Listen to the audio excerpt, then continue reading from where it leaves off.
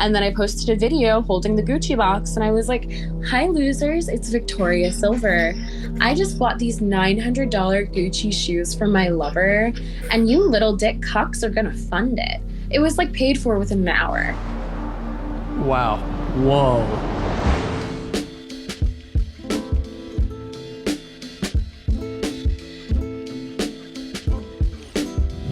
Welcome back to Other People's Lives. I'm Joe Santagato. I'm Greg Dybec. For anyone out there that would like to be on our show, you can hit us up. Our email is oplpodcast@gmail.com. Yeah, and today we're speaking with a woman named Victoria Silver. She is a financial dominatrix, or FinDom, as they say. This is a topic that we've been wanting to cover for a long time on the show, so we're excited. And we first came across Victoria because of how open and honest she is about her experience, the money that she makes, and we're excited to dive into this chat and learn more about FinDom and Victoria's journey. So we've got Victoria on the line now, and first off, thanks for being on the show. Hey guys, thanks so much for having me. Yeah, super excited. So to kick it off, can you just define financial dominatrix for us and how did you get into it? So financial domination, and in turn a financial dominatrix, is a form of fetish involving money.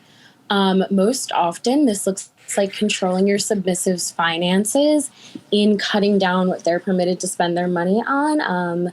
Reorganizing their finances so they can send more money to you. Other times it can look more like sacrifice, where people are just sending you lump sums of money for the rush, for the thrill. And trust me, it is a thrill. So yeah, that is what financial domination is. I've been into this personally since I was a junior in college. That was my first experience with financial domination, where actually someone on Tinder approached me and I was ignoring them, because Tinder is essentially a game of hot or not, right? And eventually they were like, I'll pay you to talk to me. And I was like, oh, I like this. Suddenly they became a lot hotter. Yeah. I was like, oh, okay. Like, yeah. And for a couple months, he paid for my Chinese food. And then I was like, I wonder if there are more people like this, because I like this and I want more money. So a couple months after that, in 2018, I made a FetLife focusing on FinDom. And in 2019, I joined the financial domination Twitter community, and I've been doing it ever since.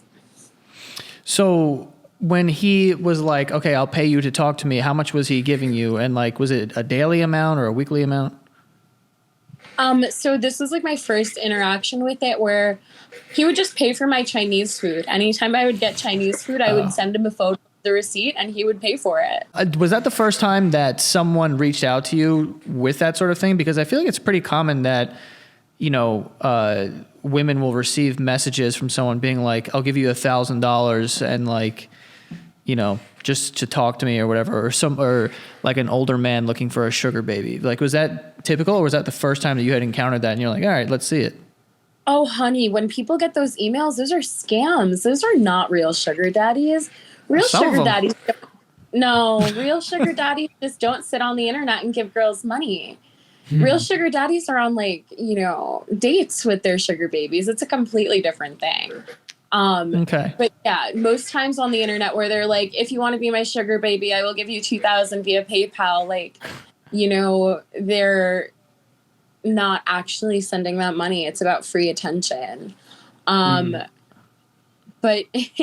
yeah, I feel like a lot of girls do experience that, especially with, people with financial domination fetishes.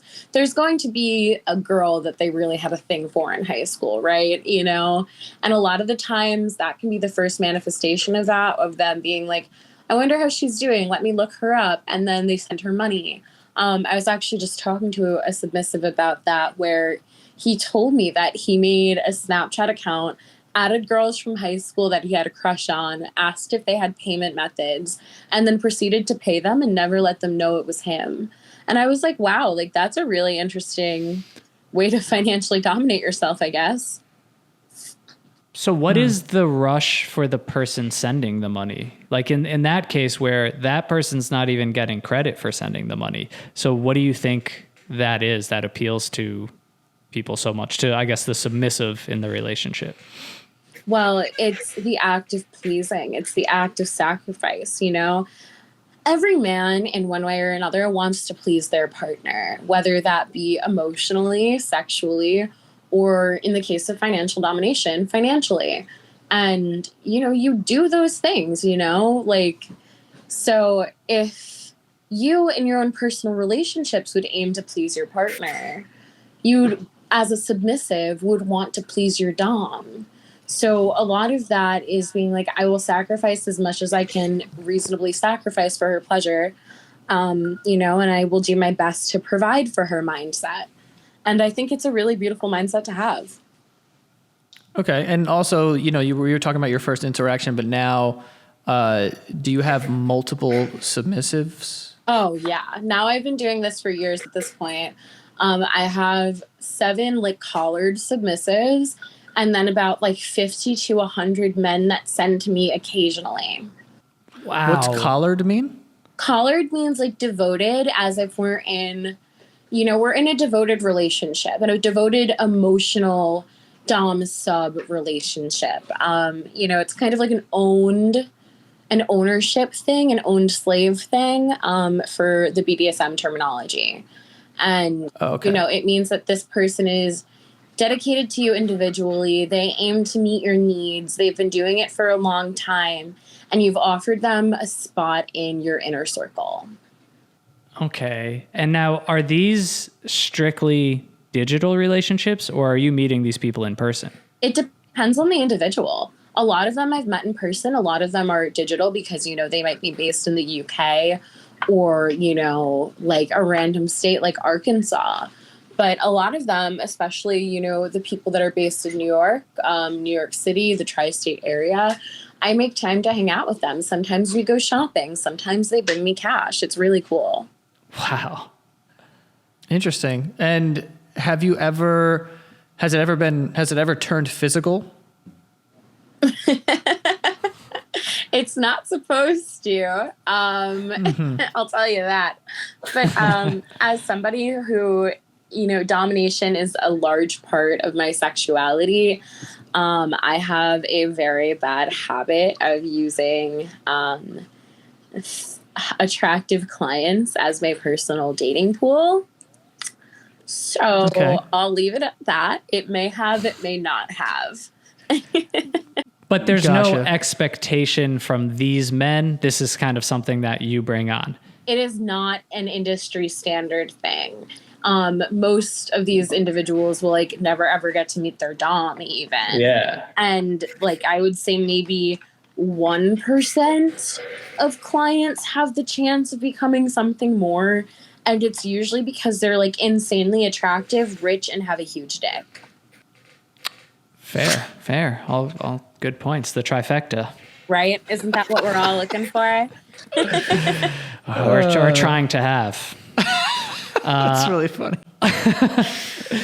Wow. So you said 7 collared and then 50 to 100 that are just kind of sending at random. So with the collared submissives, is there kind of like a monthly retainer, or is this whenever you ask? Like, how far can you push this for the amount of money that you make? Are you asking, or are they just kind of giving and you accept when that comes?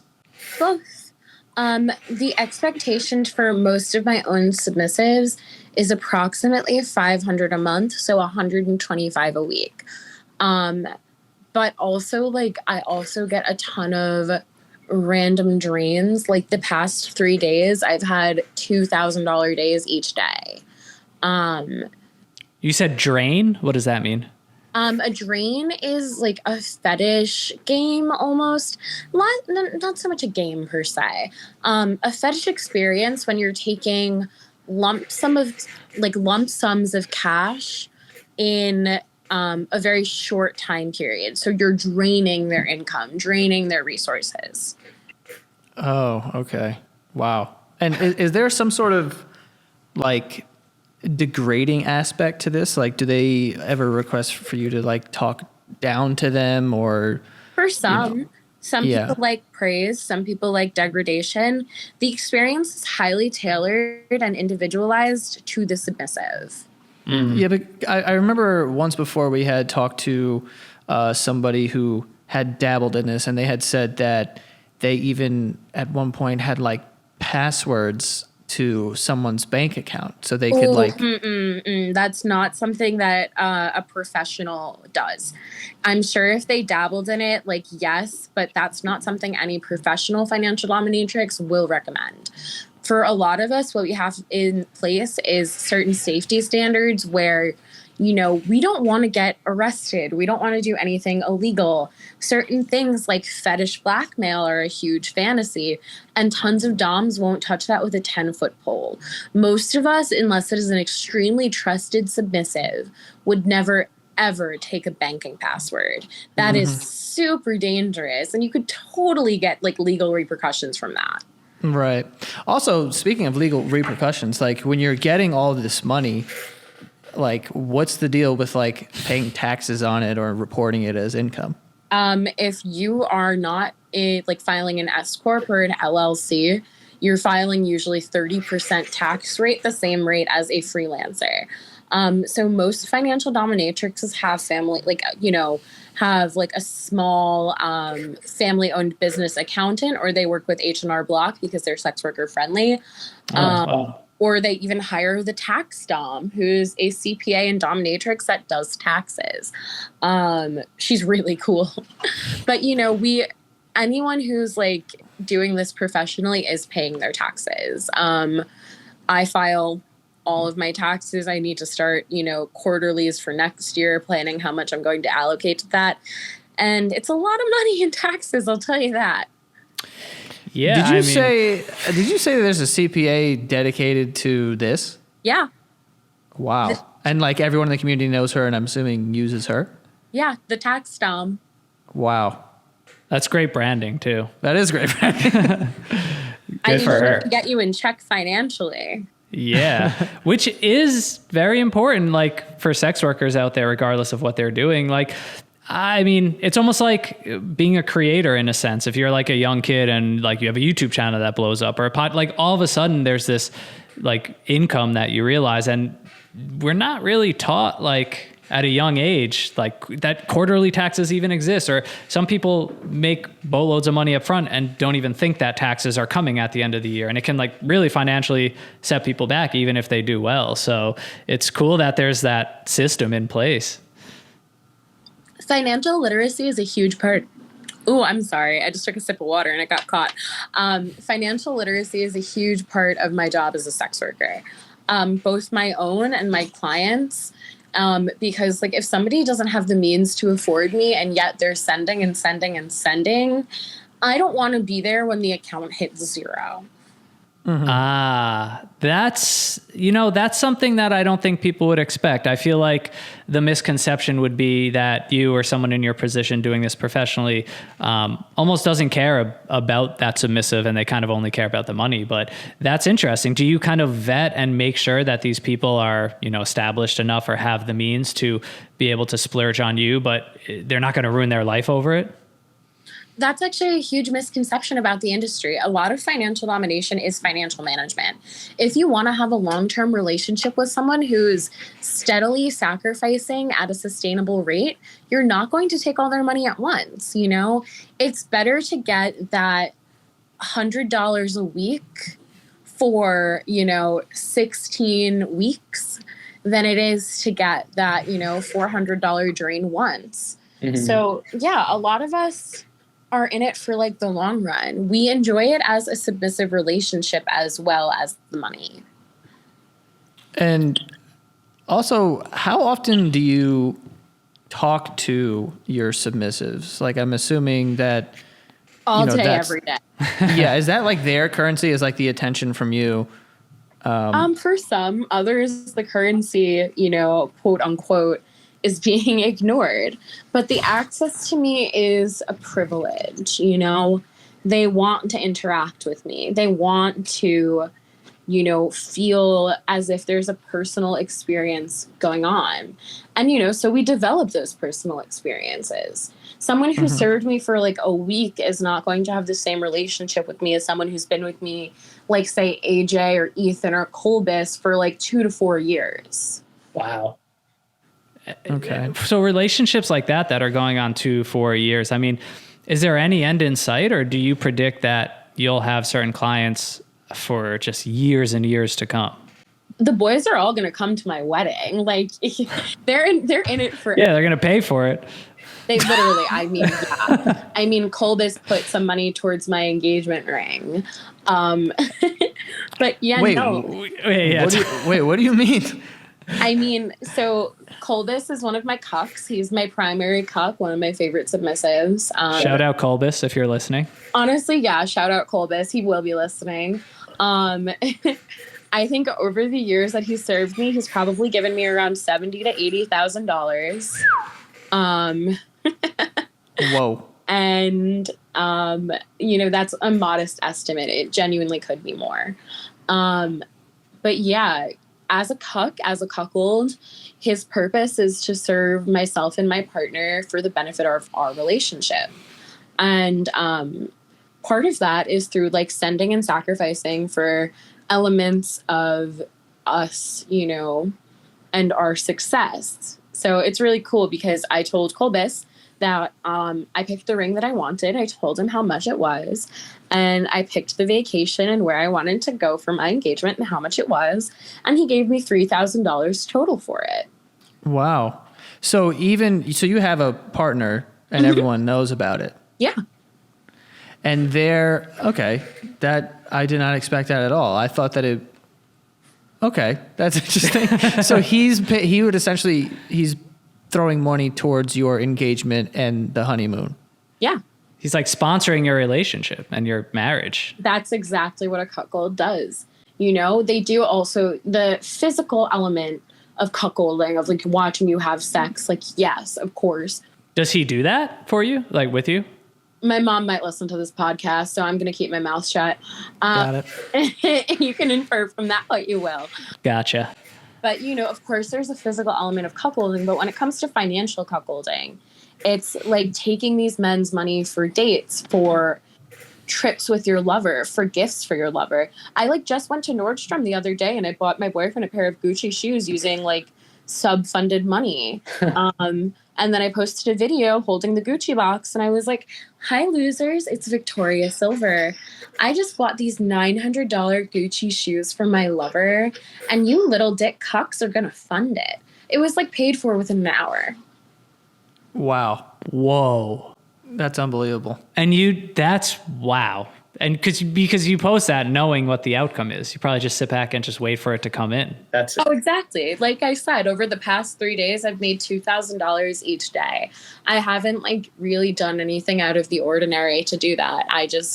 The men that interact with me already have the understanding that I deserve this money and I agree with them. Wow. Okay. Was your partner always okay with this? Yeah, he wouldn't be my partner if he wasn't. I would never. Oh my God, why would I cut out hundreds of thousands of dollars worth of income over a man? No, for love, not worth it. He knew about it. He's super proud of me, and he makes content with me sometimes. I have a clip on my clip store called Cocks Worship Alpha Male Feet, and another clip called Pay My Boyfriend. People do. Wow. So they pay him directly. Sometimes, yeah, he has a Cash App. Wow. I do want to say too, before, just as we were kind of talking about figures, we didn't mention it before, but what are you bringing in on average per month, just so we can kind of contextualize this whole thing? It really depends on the month. It's really between $10,000 and $20,000, but consider that a lot of that can come in the form of gifts. Sorry, my alarm just went off. I've got to take my birth control. A lot of it can come in the form of gifts and gift tributes. Some of it can come in the form of cash. Some of it will come as gift cards. Okay. And I read in an article that, your highest month, I think, to date was 34,000. Although it's honestly looking like I might beat that so far with what's going on with September. Wow. Congrats. We're rooting for you. Thank you. And, in the terms of FinDom, like there are creators that are making significantly more than me. Like I'm definitely making a lot and I am by no means complaining, but there are DOMs like Candy Glitter and Eva DeVille that are routinely making like $10,000 months. Wow. I'm sorry, not 10,000, $100,000. Wow. That's a bit of money. Yeah. Wow. So, I mean, this is something that you do full time? Actually, no, I have a full-time vanilla job as well, but I picked that up because I got bored doing this full-time. Okay. Whoa. Are you able to talk about what that job is, or do you keep it separate? Yeah, no, I totally am cool talking about it. I work at the Daily Dot. I'm fully out as a sex worker there. And I'm currently working on a project that I can't say too much about, but it focuses on, sex and kink and dating and relationships and BDSM. And it's really cool. And I'm very excited about it. Have you ever dabbled in any other like sort of fetishes or kinks that weren't necessarily around FinDom? Oh yeah, FinDom is mainly just my online presence. I have like an entire like femdom lifestyle that I live offline. So, like with your partner, you're the more dominant one? Not like the more dominant one. It's more like my partner is a collared submissive who's cleaning my apartment while I take this call. Oh. Okay. Oh, okay. That's a great response. Wow. It's really cool because it seems like there's no part of your life that you're hiding from anyone. There's no character that you're playing here. Like it seems like you get to just be you and kind of keep everything in order, which is nice. I mean, these people who are contributing to you, they know that you have a partner. They know that you're going to get married. Your job knows that you do this. That's got to feel pretty freeing. I feel like a lot of sex workers are probably not in that position, and it's, a very secretive part of their life. Absolutely. It's really liberating, but I didn't reach this point in a very positive manner. Unfortunately, I started sex work as a survival sex worker. I'm a type 1 diabetic, and I needed money for rent, for insulin. I was working through college and still not really making enough money to sustain myself. So I started doing FinDom. I was told that I would be good at this, I needed the money, and I was a natural. My first day, I made $300, and that usually doesn't happen. Wow. But in 2019, I was doxxed by a racist catfish. Not only was I harassed on my personal social media, to the point where I had to delete it, my name, my phone number, my work, my writing work in politics was all leaked. Somebody had emailed my workplace. Somebody had emailed my mother. So I had a choice. It was either hide it and potentially lose my entire career in journalism and, potentially be outed by the New York Times if I kept writing, or I could own it. So I owned it. And I told my workplace before they even read the email. I told them what was going on and why I turned to sex work. And, I was freelancing at The Independent at the time as a U.S. reporter, and they were super, super supportive. And I wrote about it, and I wrote about how I got doxxed, and I officially came out. And, to this point, I've really created a nice little niche for myself, being that I am a writer and an expert in sex work at this point. And it's really liberating and it's amazing. So I really try and commit to the destigmatization of the industry, to the destigmatization of sex work, because I'm in a really unique position. But so many sex workers who are outed, like teachers who are not making enough money to even stock their classrooms, get outed for sex work and lose their entire jobs. So, I'm in a really unique position of privilege, despite getting there through really aggressive and racist means. But I want to use it to help other sex workers. So, I try and be candid and as out as possible, and, just try and like lend myself as much as I can to the movement. I don't want there to be anything about us without us. Yeah, and I think that like that plays into why I imagine people enjoy you. When you said you were a natural, you made $300 on your first day, it's probably because of the attitude that you have, where you're like, this is me and this is who I'm going to be, and that's just what it is. Some people will get it, some people won't, but that's just what it is. Exactly. I was doing FemDom before I was ever getting paid for it, long before I was ever getting paid for it. And, it was just like the next lucrative step at a point where I needed money and I wanted to do something that I enjoyed and didn't have to allocate too much time to. Mm. And I have a question too, because I feel like people would want to know, but correct me if I'm wrong, but before you said that your submissives give you the money they think you deserve and that you think you deserve it also. Why do you think that you deserve all the money that they're given to you? Why wouldn't I? I mean, some people would say like, why would you? I guess would be the question. Is there a reason? I mean, I'm not saying that you don't. Me personally, I'm just saying people would ask like, why do you think that you deserve, $20,000 from these men? Because I'm Victoria fucking Silver. Of course I deserve it. That was the right answer. I love it. It's just the truth in that, like, if I wasn't taking it, somebody else would be. So why don't I deserve it? Yeah. And I think that's something that really separates financial dominatrixes from a lot of the other population is that women are socialized to be meek. We're socialized to think that we aren't deserving of nice things. And we're socialized to be quiet, to keep to the sidelines. And I just don't fuck with that. I am loud. I am intelligent. I am dominant. I am hardworking. You put me in a room full of men and I'll take charge of the conversation and make them all worship me. So it was a natural progression of the natural order.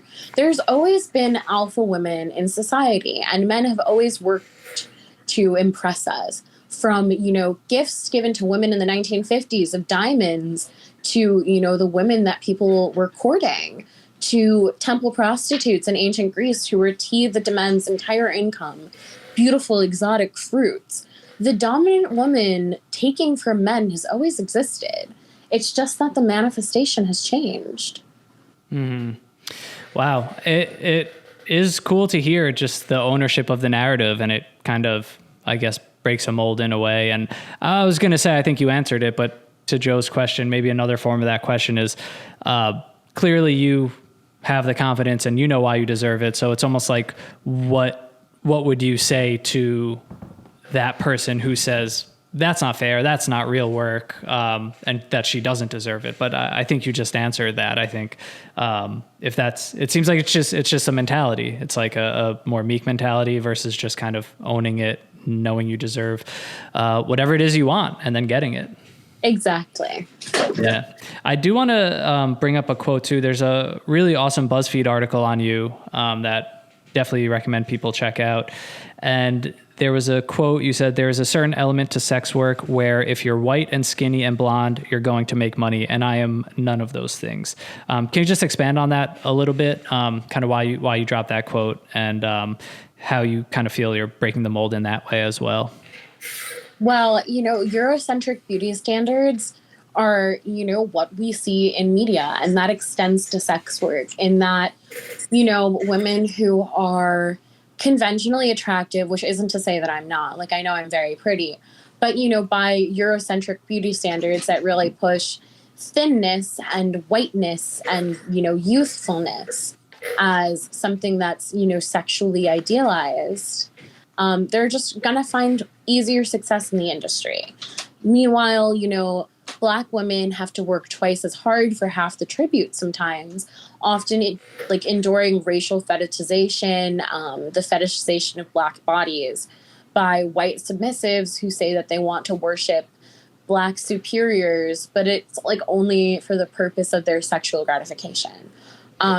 So, there is a lot of diversity in sex work, but there's also a lot of internalized racism on the client side and sexualized racism, which, women of color unfortunately have to deal with, but blonde women don't. Also, there's fat phobia, there's fat shaming. And like, I get comments all the time. I never care about them. But guys are like, a fatty like you should be nicer. And I'm like, blah, blah, blah. Like, I played D2 rugby. Like, you get on a pitch with me and I could rock your shit. Like, I really don't care about like what you think of my body type, I find myself sexy. My partner finds myself sexy. And no one else really matters to me. But in terms of that, it's just that there are certain beauty standards that make it easier to make money in almost any industry, but especially in sex work. So, for me to be making $20,000, to be, one of the top financial dominatrixes, it really speaks a lot to my character and my dominance. I'm beautiful. There's no doubting that. I mean, like you guys saw my Twitter, everybody knows I'm pretty. But it's more than looks that bring my submissives to me. Wow. Yeah. It sounds like you have a pretty dominant personality. And also, as far as your callers go, how do you go about vetting them? Is that strictly off of like seniority, like how long they've been there, or do you have to have some sort of like actual sort of relationship with them? There has to be a relationship, and there is seniority does come into it. Like the longer you're with me, the more likely we have a relationship, and the more likely we have a relationship, the more likely you're going to be offered a collar. Mm-hmm. Is this something that you want to continue doing just forever if possible, or do you have a plan of a certain amount of money to make or money to save, or just no plans on stopping? Well, the goal for me is to fully fund law school next. You could probably have that done by this afternoon. I wish. That would be a sexy afternoon. No, I'd really like to fully fund law school. And then what I'd like to do potentially is go into creating a firm, like an entirely in-house firm for sex workers, focusing on PR, marketing, branding, financial management, and legal management. So that would be like my goal, because I'd really like to focus on sex worker advocacy in the long run. I don't know if I'll ever retire from the industry per se, even when I'm, working on that business, because I know I'll have submissives in my life forever. And if somebody wants to serve me, if somebody wants to add to my life and, curate this beautiful relationship with me that focus on us both growing together, why would I ever refuse that, Yeah, I would imagine it would be hard to refuse, but it is cool. Like, I think a thread throughout this conversation, you talked about financial literacy in the beginning, and it seems like you do really have a desire to help other people who are in this line of work or similar line of work, or who aren't, the traditional beauty standard, like you said, and just help, just in all aspects. And it seems like, you continue to gather knowledge and experience and would have a lot to share. So it's a really cool, super lofty, ambitious goal. But I think after talking to you for however long it's been, it suits you well. Thank you. Yeah, and we really appreciate you coming on and talking to us, and giving us a look into the world of FinDom and your personal experience with it as well. No, I really appreciate you having me and just like taking the time to, gain an understanding of what it is, because it's often misrepresented, and, in turn to share that with your audience. I really appreciate it, guys. Yeah, no problem. Our pleasure. We appreciate it again, and we wish you best of luck in all your endeavors. Thank you so much. All right. Have a good one. Bye. Bye.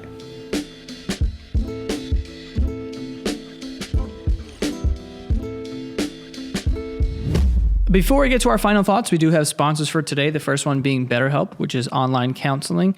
If you are interested in getting into therapy or doing therapy, you can do so using BetterHelp at BetterHelp.com. BetterHelp is great because it is way more affordable than in-person therapy, and they have licensed professionals in all 50 states. So all you have to do is go to their website, BetterHelp.com. And like I said, super affordable. It's also very easy, customizable for you if you want to, do it via video chat or just a phone call or something like that. If you feel like in person or looking at someone through FaceTime or something is too intimidating, you don't have to do that. So yeah, they kind of cater to you in that way. I've heard a couple people that have used BetterHelp and say it's a great company and that, it works for them. I know people personally who also use it. And on top of it being affordable and great in other ways, you can also save an extra 10% off of your first month if you use our code. Go to betterhelp.com/OPL. That is betterhelp.com/OPL. You will save 10% off of your first month. And next here we have Bond Charge. Bond Charge is a holistic wellness brand with a huge range of evidence-based products to optimize your life in every way. My favorite is their blue light glasses because I spend a lot of time, in front of screens and lights and, there's a lot of, TV at night, and staring at our phones. So there's a lot of bad things that can happen to your eyes because of those things if you're not wearing blue light glasses, which I always tend to have a pair on me, and these are my favorite ones. But yeah, so it can be straining if you just stare at those things, just with your eyes, all day. You can, eventually it results in poor sleep, which I've had before. But the glasses really do help. And they also have, other products as well, like low blue light bulbs, red light therapy devices, and much more. They also ship worldwide, and it's easy to return and exchange if need be. And right now you can save some money. Go to bondcharge.com/OPL and use the coupon code OPL to save 20%.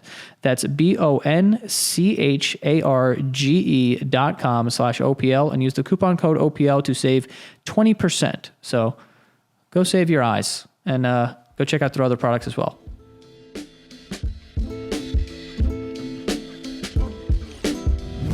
All right, that was Victoria Silver. We want to mention her Twitter account too, because she posts a ton of pictures. She actually posts receipts of the money that she's getting in her account. There's one tweet from a few days ago. She made $5,000. Someone sent her Ethereum on Coinbase. So she's showing all this. She's Wow. really living this life. She's got the receipts to back up everything she said. But also just really interesting feed with kind of the advice and things that she gives. And that's Victoria Silver. And her handle is at Send2V, SENDTOVI. I get it. Send to Victoria. Send the money to Victoria. There you go. So check her out there. But wow. That's a lot of money, dude. And she's definitely dominant. And she's definitely making a lot of money doing that. Yeah. No, she's up there on the list. We speak with a lot of confident, self-assured individuals on this show. And she's up there. She's fighting for the number one spot. I was very surprised by the fact that these men know that she's in a relationship, getting engaged and married. It sounds like, within the next 2 years or something. I don't know. Yeah. That was just a guess. And they're still down to do that. I mean, any interaction that I thought like that would be for pictures or for conversation, or even if they are in a relationship, to pretend like they're not, and to, you know what I mean? I didn't think that it would be fully I'm paying, I'll pay your boyfriend directly too. Yeah. That was kind of shocking to me. Yeah. That would happen. To maintain your own identity throughout all that is, it's super interesting. I feel like it would be different for different people. Maybe some people would want more mystery or would use a fake name or hide behind that, try not to let their job find out. But like she said, it has to be liberating to just have nothing. There's nothing she can get called out on. There's no blackmail. There's nothing. She's so open about everything that for sure is liberating. She just gets to wake up and essentially be herself all day. And there's no lies or anything that she has to, keep a catalog of. So that did catch me by surprise too. I also feel honored that we spoke to her for free. Right? Unless we get hit with an invoice after this, but that we didn't know about. Note the time. Note the time. But it's bills by the hour.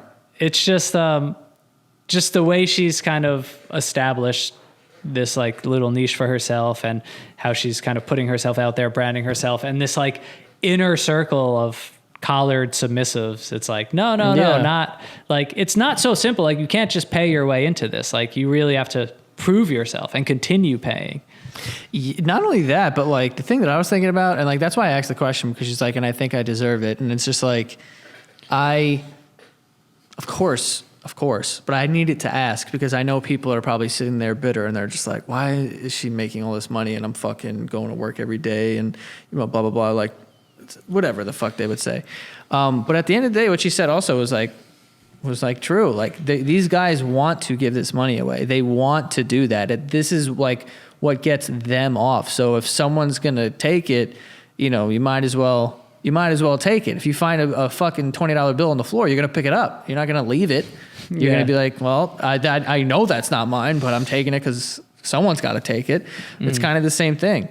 And also the fact that she has that many people paying her money, I mean, fucking all-star.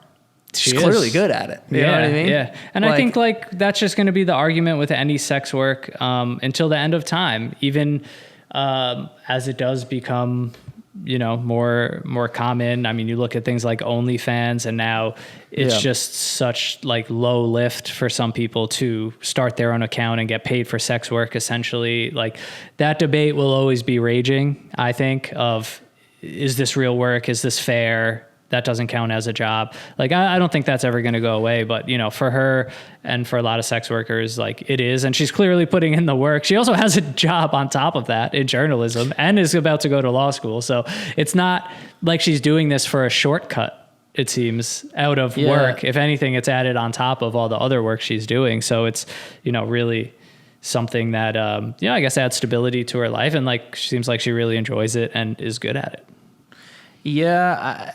For me, that whole argument is so stupid. Like, is it actual work? And it's like, all right, what is your argument, you know, because of this? It's like, oh, it's your body. Or like, I get, not that I get it. I don't agree, but I get people just being like, it's just not classy. Like, okay, well, how am I going to argue against that? Like, that's a subjective thing.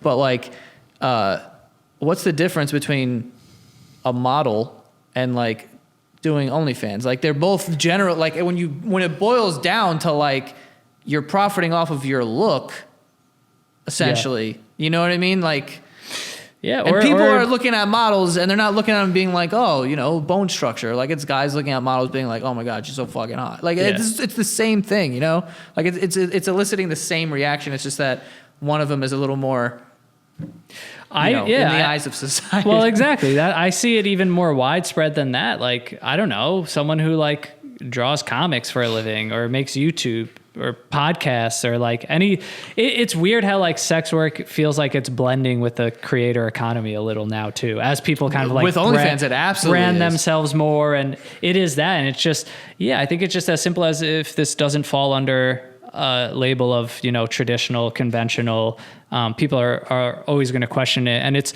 so far out of the realm that I think it's hard for people to imagine the like work aspect of it and what is involved, from anything from what she's doing to a podcast to talking in front of a camera to whatever it is. And that's why, like, I think people are just never going to understand if it's something that's so far out of like their realm of reality or their comfort zone. So, yeah. And also, if you think you can make that money, go make that money then. There's clearly a market for it. Right. Like, nothing's that easy. Like, making that amount of money is like never going to be easy. I'm not going to lie. In the middle of this episode, I was like, I wonder if there's any like cougars out there that. I know. Like, you know. Who's that? What was the name of the guy? The cuck that's going to be listening? Colby or something? Colby or Colston. I don't know. Yeah. If you want to be submissive to this podcast, head over to Patreon. Sign up for Patreon. Patreon.com/OPL show. Yeah. And let's see what you're made of. We appreciate her coming on. And for anyone listening, if you would like to be on the show, you think you have something that fits for the show, hit us up. Our email is oplpodcast@gmail.com. Yeah, and follow us on TikTok, on Instagram at OPL Podcast. And also, if you're listening to this show on audio, we are on YouTube also. I feel like some of you don't know that. And we are, for example, in this episode, we're going to be showing her picture, some of her tweets, get some, media in there too. So if you want to look at us, plus you get to see our faces. And, same goes for if you guys are just watching this on YouTube. We have a ton of other audio episodes from prior seasons before we even started the YouTube that you can go binge, and you can just find that on any podcast platform. Just want to let you guys know that. Yep. And I think that is all. And we'll see you guys next time.